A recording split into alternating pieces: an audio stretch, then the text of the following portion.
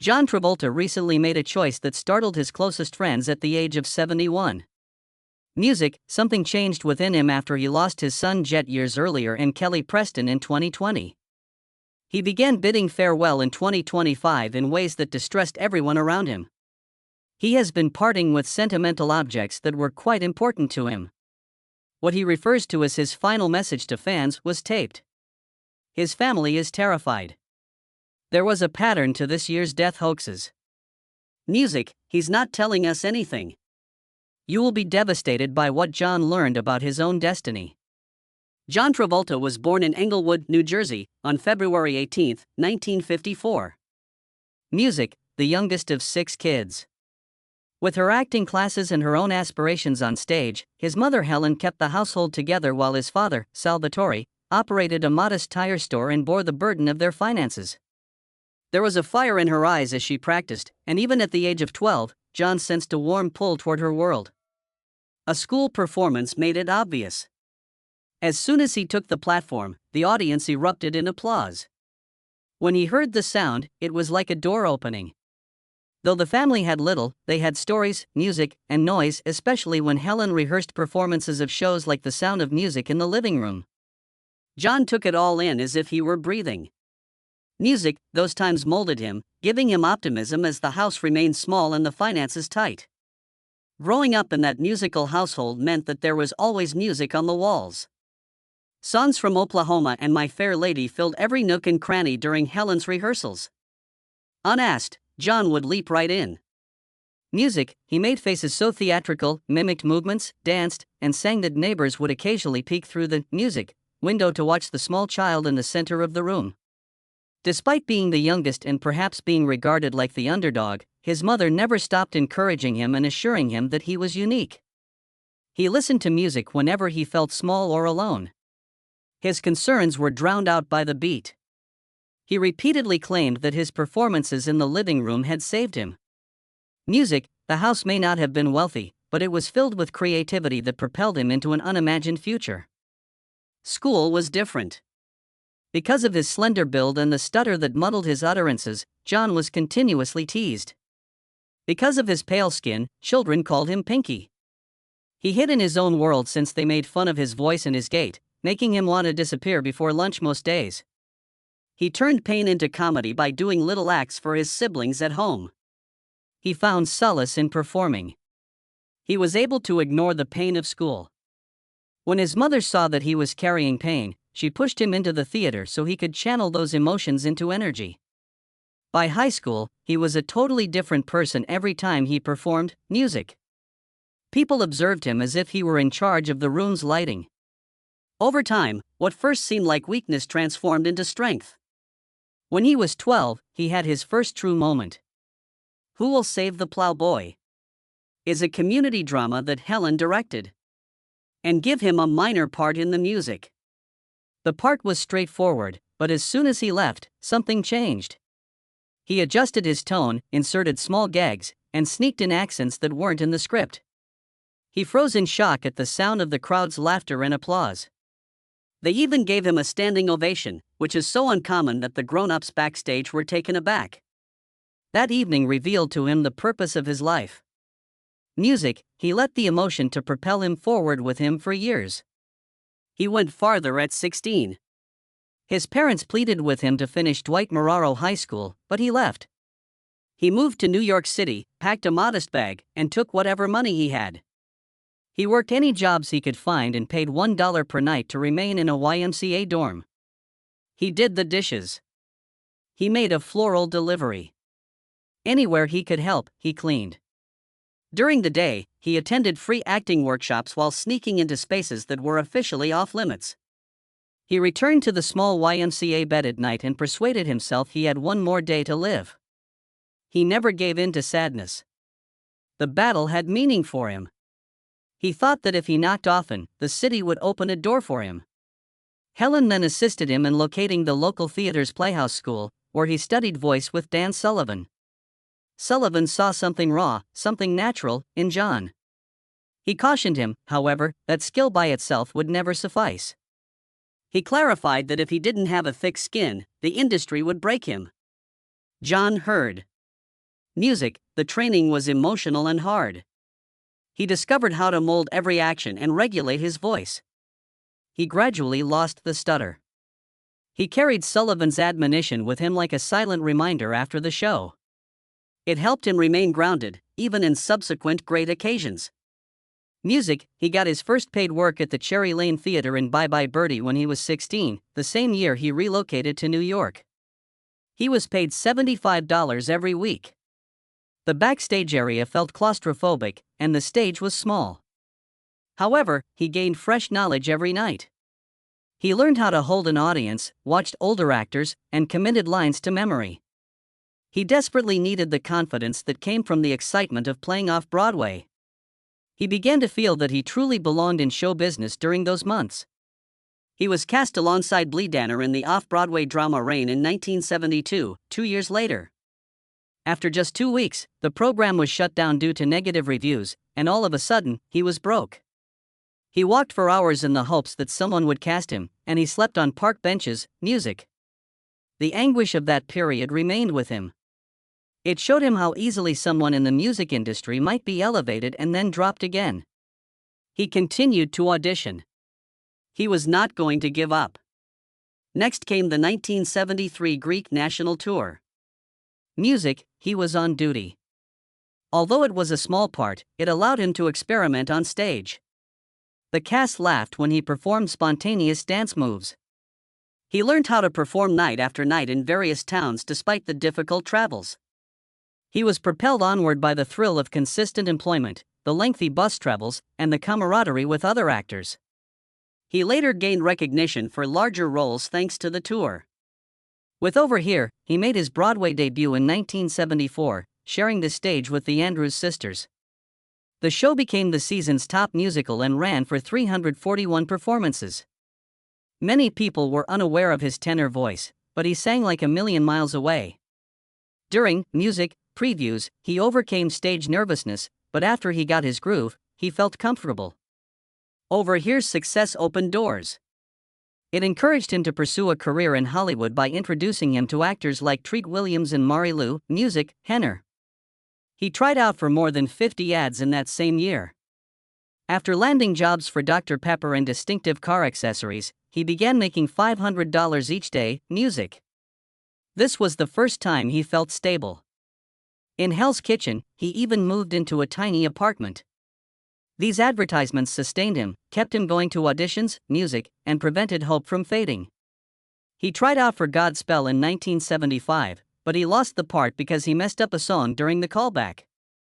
It broke his heart to be rejected. He was compelled to reconsider his preparation. His acting coach of choice was Milton Katselas. He dug further and discovered a feeling he had never used before because to Katselas, music. That setback turned out to be one of his life's most significant lessons. The audition that made all the difference then came. Welcome back, Carter. Because he needed money and was going to take a Broadway role instead, he nearly missed it.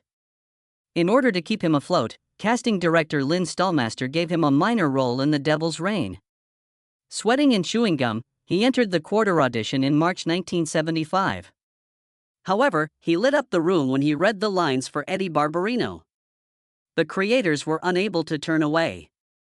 He was among the most well-known young people on TV by May 1976. Music. His walk was imitated by children. There are shirts featuring his photo everywhere. In 1975, Carter was a disturbed fugitive who appeared on Emergency before he even aired. He had previously appeared on the show once, in 1972, when he was just 18 and an injured hiker. The 1975 episode had a distinct impact. Music, he brought genuine heart to the part, shaping the character with recollections from his own life. The producers took note. Music, they noticed depth. They recognized a person capable of telling greater tales. In 1976, The Boy in the Plastic Bubble appeared. Todd Lubbock, an adolescent born without an immune system, was portrayed by him. The story was based in part on the real-life youngster David Veeder, who lived alone from 1971 until his death. Music, in 1984. The movie was a huge sensation when it debuted on November 12, 1976. Travolta became close to Diana Hyland, who sang music for his mother while they were filming. He was devastated when she passed away from cancer soon after.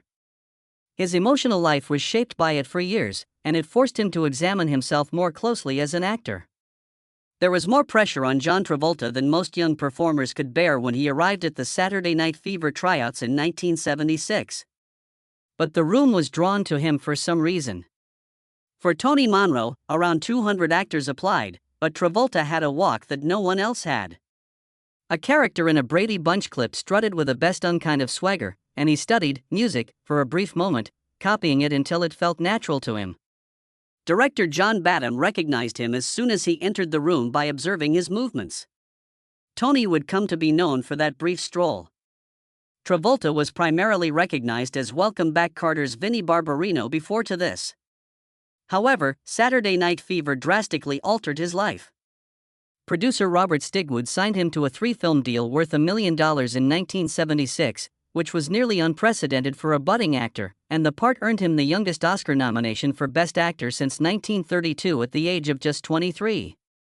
In 1977, they shot the iconic white suit sequences inside the actual Brooklyn Disco 2001 Odyssey. The crowd was boisterous, the lights were blazing, and the pressure to make everything flawless was growing. Badham made everyone work hard just for the Stayin' Alive scene. He requested over 100 takes. Until his knees were bleeding from the concrete floor, Travolta continued to spin and slide. The white garment was purchased off the rack by costume designer Patricia von Brandenstein because Tony Monroe, a paint store worker, was unable to pay for anything custom. Because of that straightforward decision, the ensemble felt authentic, and the wide lapels and flared pants became a staple of disco. Music. Next up was the score. The Bee Gees tracks were released in late 1977, and the music took off. With 40 million copies sold globally and 16 million in the US, the album is the second best-selling soundtrack ever, only surpassed by The Bodyguard. It topped the Billboard charts for 24 music weeks. The Bee Gees adapted the sound of Staying Alive to fit Tony's emotional journey, and it became Travolta's anthem. Every music situation he danced in was enhanced by their falsetto, which melded along with his persona. On December 14, 1977, when the film debuted at Mann's Chinese Theater, the audience outside felt more like a festival than a cinema screening. A fire broke out inside the film. It brought in about $90 million in the US and $350 million globally by the end of 1978. At 23, Travolta received his first Oscar nomination. An estimated 200 million people saw the movie when it was broadcast on television by ABC 3 years later. Travolta declined a $1 million sponsorship deal despite his fame because he was afraid of being stuck as the disco boy for good. There was a lot of anxiety in the air during the filming. In a Brooklyn disco one night, Travolta witnessed a real brawl music break out. One of the worst passages in the script was shaped by the noise, the fear, and the danger that lingered with him. The near-rape scene was eventually deleted by the MPAA. However, Travolta retained the rawness he had seen. He was compelled to steer clear of parts that were overly ethnic or formulaic. His dread of being confined influenced a lot of his early choices. The world expected him to accept everything after Saturday Night Fever. Rather, he declined a 1978 cameo in Animal House in order to preserve his theatrical persona. He put all of his initial earnings into his debut record. John Travolta, the album's simple title, combined disco and ballads and peaked at number 14 on the Billboard 200. Like so many young stars, he was attempting to demonstrate that he could mature without burning out. Next was Grease. In 1972, Travolta performed on Broadway as Danny Zuko. Thus, he was the character. Travolta stepped up, music, and sang Greased Lightning live on set when the producers thought about Henry Winkler. His voice were coached by Olivia Newton-John, and his confidence helped him land the part. The summer of 1977 saw the start of filming at Venice High School, which was later renamed Real High. Danny Zuko was made unforgettable by the combination of Travolta's Broadway dancing abilities and his newfound movie celebrity music. By July 1977, the crew was filming the handjive scene at Venice Beach. The excitement was incredible as more than 500 extras played students. The reason the sequence seems so real is because Travolta improvised a lot of his moves. He hurt his hand in a stunt that day, but he persevered, and the crew had to make urgent adjustments. You can still feel the magic, music, that the mayhem around him produced when you view the moment. Grease became a box office phenomenon when it debuted in theaters in June 1978. From a meager, music, $6 million budget, it raised almost $395 million globally and $132 million in the US. With $2.5 million, Travolta became the highest-paid actor in Hollywood.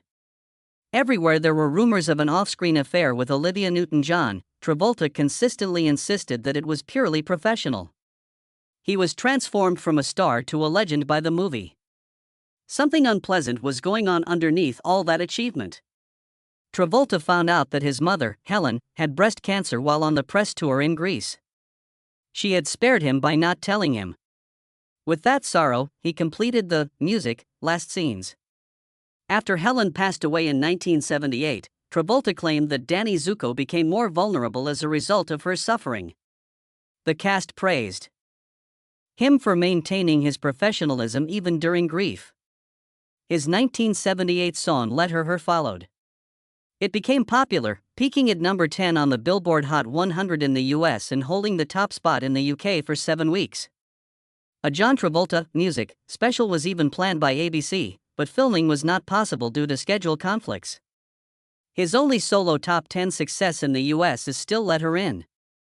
He was offered Superman the same year. Travolta subsequently acknowledged that the choice tortured him, but Christopher Reeve ultimately accepted the role. Superman influenced the direction of superhero movies and made over $300 million globally. He might have had a different career if he had accepted it. When Urban Cowboy song came out in 1980, Travolta put himself into the part. In an effort to depict Bud Davis honestly, he spent months practicing bull riding from actual Texas ranchers. At one rehearsal, he was flung so hard that he momentarily lost sensation in his legs. Crew, music, went into a panic. Travolta insisted that they continue before being examined. After it was discovered that the injury was a fractured ankle, reshoots with Deborah Winger had to be postponed. Fans saw the film's raw realism, but the agony also stuck with him. He joined the band Blowout in 1981. The narrative reflected the paranoia of the Watergate era. Director Brian De Palma required a genuine scream at one crucial scene. It didn't work. Using his own improvisational experience from Welcome Back Kotter, Travolta produced a raw sound that was just music, what De Palma was looking for. It turned into a memorable scene in the movie. Staying Alive followed in 1983.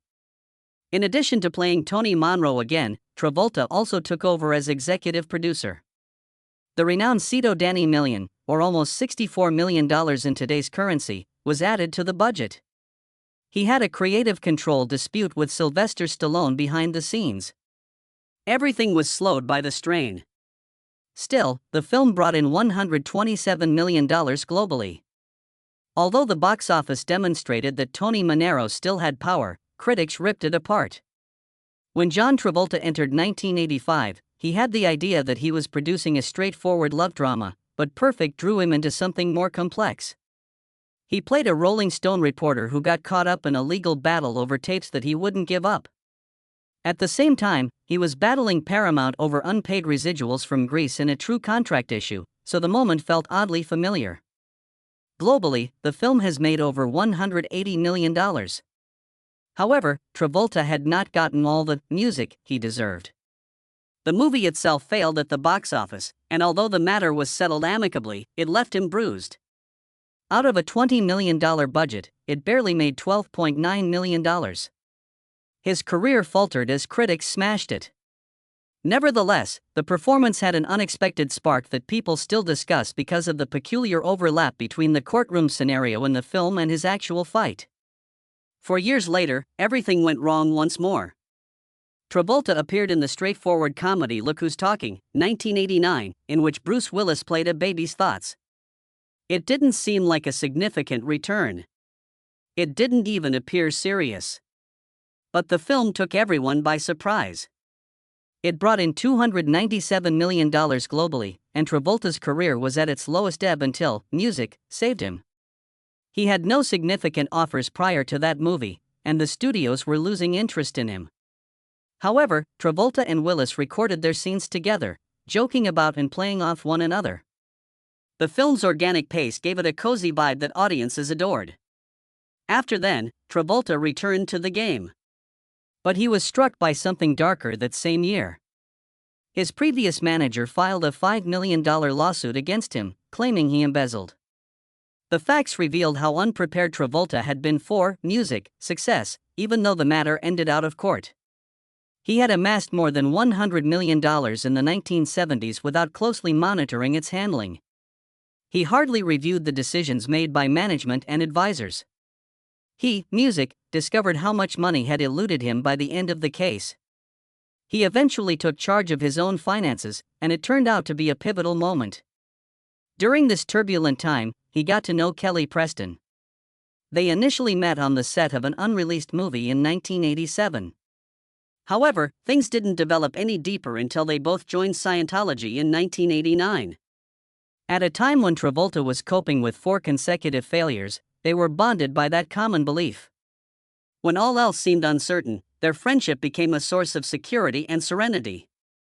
Before Kelly passed away in 2020, they were together through all of life's highs and lows after getting married in 1991. Additionally, he was gravitating towards softer projects at that period. He played Music in the 1991 film Eyes of an Angel, a short drama about a father and daughter bonding with a sick dog. Even though it wasn't a huge hit, it was emotionally appropriate for him. He preferred heartfelt and familial tales above theatrics. The movies he picked started to mirror the fact that his own life was becoming more grounded. 1. Music, regret still haunts him as he looks back a little further. He was offered the lead in Top Gun in 1986. His fear of heights conflicted with his desire to become a pilot, therefore he declined it. The film, which starred Tom Cruise, made over $357 million worldwide. Given that his career collapsed shortly after, Travolta later acknowledged that it was one of his greatest lost opportunities. He bore that lesson in silence for years. Then Pulp Fiction took a crazy turn in 1994.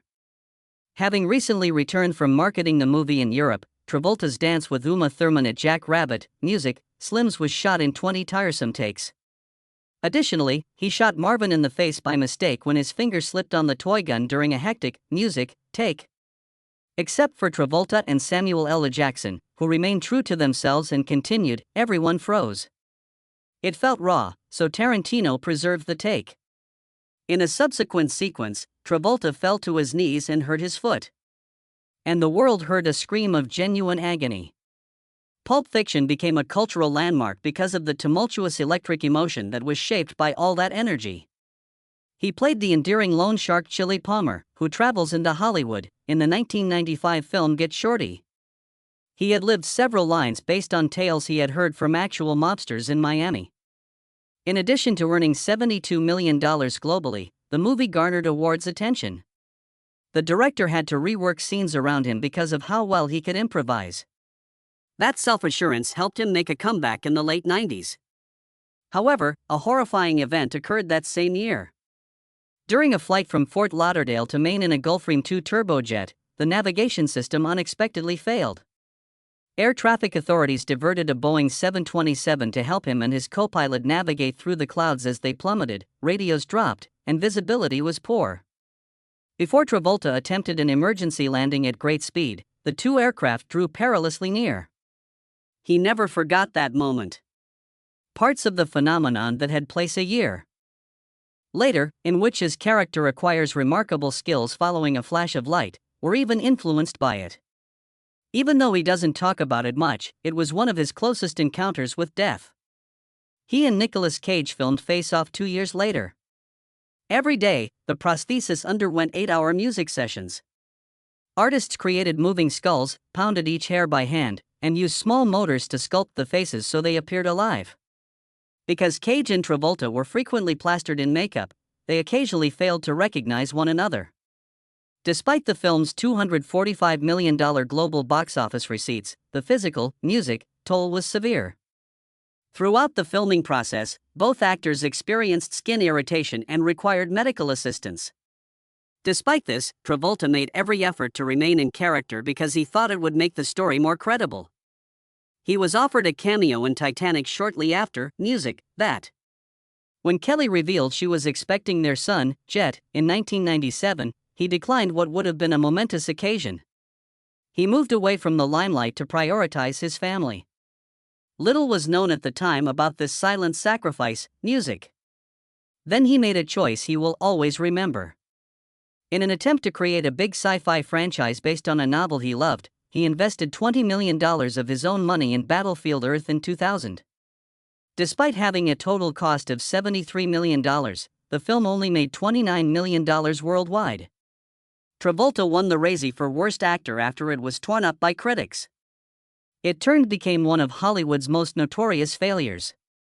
Even whether his affiliation with Scientology influenced the production was questioned. The movie served as a cautionary tale in Hollywood about how even well-liked celebrities might miscalculate a passion project. In 2001, Swordfish arrived. Gabriel Scheer, a perceptive villain who sought attention, was portrayed by Travolta. During filming, he even performed a spectacular stunt by piloting a helicopter personally. Travolta maintained that he could manage the hazards despite the FAA's warnings to the crew. The movie became a fashionable smash and made $147 million globally. Many detractors, however, believed he was unfit for the position. Nevertheless, one of the most talked about aspects of the movie was the stunt. There was nothing like what occurred in 2009. While the family was in the Bahamas, his 16-year-old son Jet passed away. The heartache was unbearable. A few months later, an ambulance driver claimed to have evidence of a cover-up and attempted to extort $25 million from the family. Travolta claimed performing CPR on his son while pleading with him to breathe during the trial. In public, it broke him. Beyond the glitz of Hollywood, the world saw a different side of him. It demonstrated how brittle even the largest stars are. He gave Edna Turnblad, who needed hours of makeup every day, warmth and excitement when he played her in Hairspray in 2007. Fans had a new reason to adore him after the movie, which brought in over $22 million globally. Behind the scenes, he was juggling the film's positive vibe with the weight of his own struggles. That same year, he was introduced to a lighter world by Wild Hogs. For a brief while, it brought back the buddy comedy and made $253 million. Travolta had a small collision that left him hurt because he persisted on performing actual motorbike stunts. Nevertheless, the ensemble got along so well that they frequently rode together in between takes. It turned into a more joyful shoot for him. Then, in 2010, a little light appeared. Travolta and Kelly used a surrogate to bring their son Benjamin into the world after losing Jet. He came to represent the family's recovery. Travolta dedicated his life to helping others. During the catastrophe, he even flew a Qantas 707 to transport supplies to Haiti. Later, that aircraft came to represent his service. Years later, he made a comeback to television, portraying Robert Shapiro in the O.J. Simpson case. He put on 25 pounds for the part and studied Shapiro's voice, style, and movements. When the series debuted in 2016, music critics gave it high marks. Once more demonstrating his ability to reinvent himself, Travolta received an Emmy nomination. His performance turned into one of the show's highlights. After years of pursuing the idea, he finally starred in Goaty in 2018. It received negative reviews, a 0% rating on Rotten Tomatoes, and cancellation speculations. He was still behind it. By 2025, he claimed that he had never regretted creating the song because it was important to him. Kelly Preston's death from breast cancer at the age of 57 in 2020, music, was the most devastating blow. Online, Travolta posted heartfelt condolences.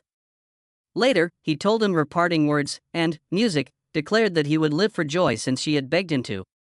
When he shared a video of himself performing Come Rain or Shine on her birthday in 2025, millions of people sympathized with his sorrow. He played Santa Claus in a Capital One holiday advertisement that same year. Music, he performed a set with 50 dancers in dazzling lighting at the age of 71. On November 27, 2025, the commercial debuted at the Macy's Thanksgiving Day Parade. As evidence that he could still lead a stage with the same fervor he possessed in Greece, fans hailed it. During all of that, death, music, frauds that claimed he had died surfaced in 2025. He silenced them with straightforward pictures and serene assurance. He continues to fly for charity with his Boeing 707. Young performers are still coached by him. He has a job. He is still in motion.